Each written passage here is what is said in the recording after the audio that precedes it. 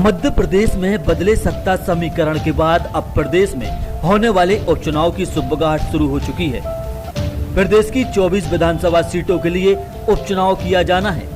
हालांकि उपचुनाव को लेकर फिलहाल कोई तारीखों का ऐलान नहीं हुआ है, लेकिन उपचुनाव में फतेह पाने की जमावट राजनीतिक दलों द्वारा पहले से ही शुरू कर दी गई है। वहीं प्रदेश की 24 विधानसभा सीटों में शामिल सागर जिले की सुर्खी विधानसभा सीट उपचुनाव को लेकर काफी चर्चाओं में है। सुर्खियों में देखी जा रही सुर्खी पर सभी की नजरें जमी हैं। तो वहीं इस सीट को जीतने की जद्दोजहद में भाजपा और कांग्रेस बेहद चिंतन मनन कर रही है। गौरतलब है कि सुर्खी पर पिछले 2 दशक से मंत्री गोविंद सिंह राजपूत का ही कब्जा है। वहीं अब कांग्रेस छोड़ भाजपा में शामिल हुए मंत्री गोविंद सिंह भाजपा से संभावित प्रत्याशी के रूप में मैदान पर डटे हैं। लेकिन उपचुनाव की इस नैया को पार करना फिलहाल गोविंद सिंह राजपूत और भाजपा को आसान नहीं है, क्योंकि बदले सत्ता समीकरण के बाद सुर्खी की चुनावी तासीर भी बदली सी है। जी हां, हाल ही में जहां शिवराज मंत्रिमंडल को लेकर पार्टी के कई विधायक और कार्यकर्ताओं में नाराजगी है।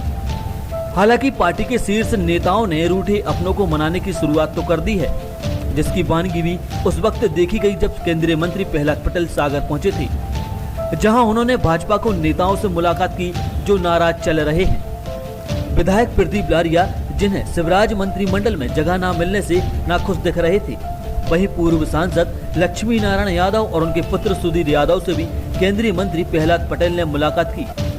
मुलाकात के इस दौर में केंद्रीय मंत्री ने उन्हें भी साधने का प्रयास किया, जिनको लेकर अटकलें लग रही हैं कि आने वाले उपचुनाव में सुर्खी से वह दल बदल कर भाजपा के खिलाफ ताल ठोकेंगे।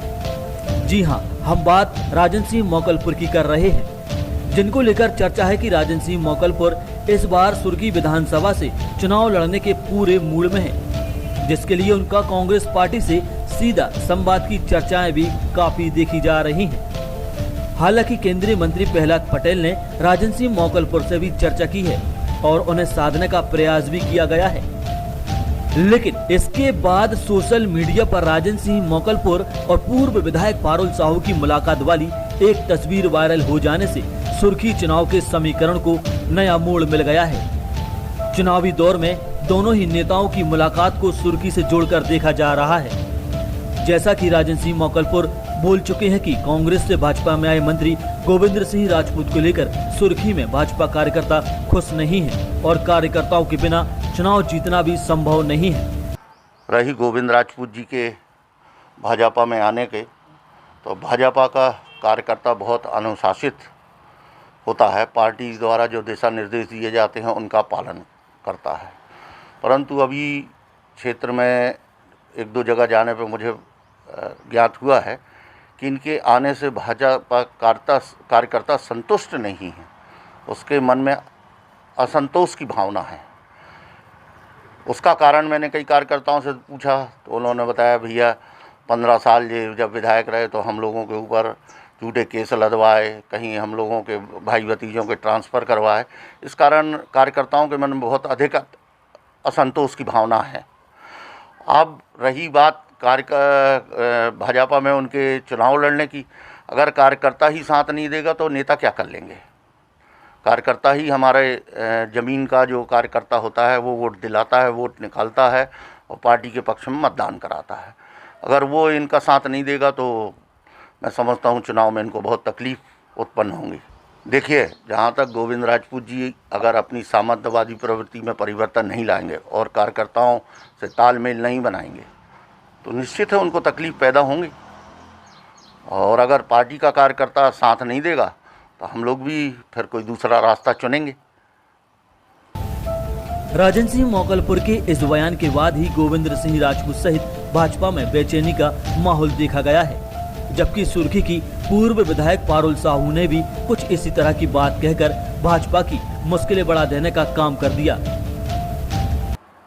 भारतीय जनता पार्टी में सब कुछ कार्यकर्ता होता है और जब भी कोई कैंडिडेट चुनाव लड़ने उतरता है तो कार्यकर्ता का समर्थन और सपोर्ट बहुत ज़रूरी है।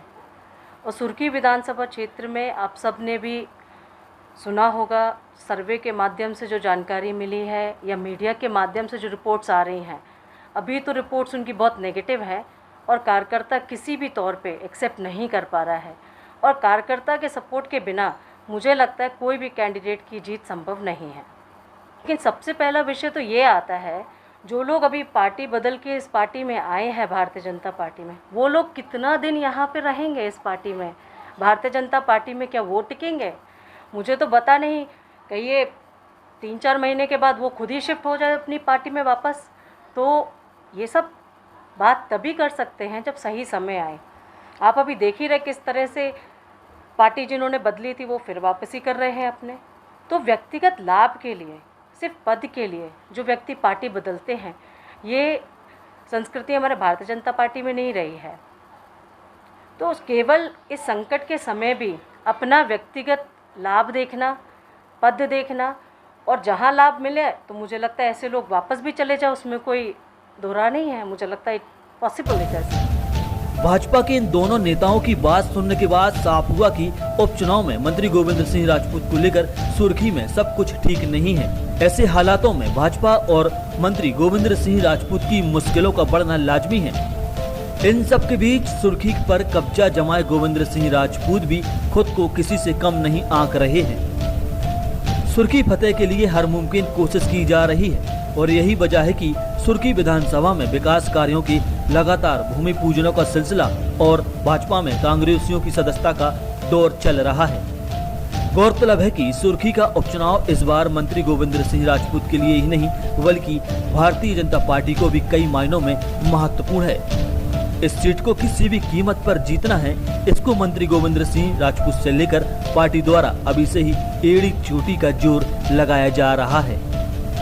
वैसे तो सुर्खी पर मंत्री गोविंद सिंह राजपूत लगभग 2 दशक से काबिज हैं और क्षेत्रीय जनाधार को अपने से जोड़े रखने का दावा तो मंत्री गोविंद सिंह राजपूत करते आ रहे हैं। बावजूद इसके भीतर घात की आहट के चलते पार्टी और मंत्री गोविंद सिंह राजपूत किसी भी तरह से कोई रिस्क लेना नहीं चाहते हैं, जिसके चलते सुर्खी की कमान भाजपा के कद्दावर नेता भूपेंद्र सिंह के हाथों में सौंप दी गई है। भूपेंद्र सिंह इस क्षेत्र के पुराने नेता हैं और सुर्खी की तासीर को वह बहुत अच्छे से जानते हैं। इसलिए उपचुनाव की नैया को पार कराने की लिहाज से भूपेंद्र सिंह की भूमिका सुर्खी में अहम होगी। वहीं कांग्रेस गोविंद सिंह राजपूत के मुकाबले का चेहरा तराश रही है। बहरहाल भारतीय जनता पार्टी की गोटी सुर्खी विधानसभा में कितना सटीक बैठती है कहना मुश्किल है, क्योंकि सुर्खी की राह में पार्टी के ही कई नेता और कार्यकर्ता अब वर्तमान मंत्री गोविंद सिंह राजपूत को लेकर असंतुष्ट हैं और इसका आकलन भी पार्टी द्वारा लगाने के बाद रूठे अपने नेताओं को मनाने की जद्दोजहद भारतीय जनता पार्टी कर रही है।